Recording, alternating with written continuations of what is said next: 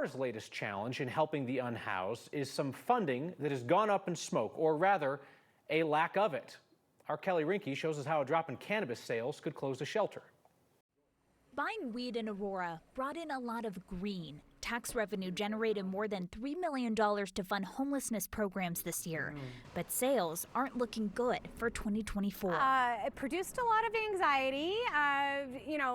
We run 2 safe outdoor spaces out in Aurora. Kristen Baluyet with Salvation Army says the drop is significant to their funding.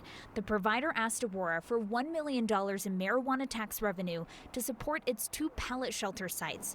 The city has said with the shortfall, they could only give them $180,000. It's scary in that if we don't have funding, we have concerns about how we're going to be able to continue operating those services. In a meeting with council members in October, Aurora's manager of homelessness programs laid out those gaps. In 2022 and 2023, marijuana taxes generated more than $3 million in funding each year.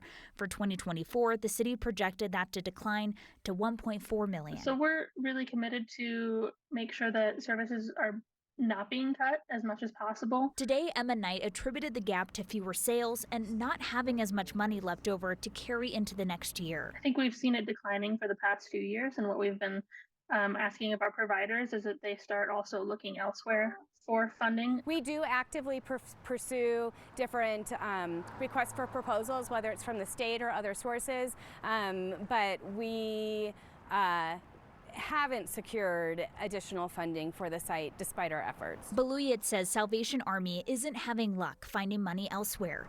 They're leaning on the city to help cover temporary housing for dozens of people. So we need Aurora to partner with us to do that as a municipality and allocating their resources.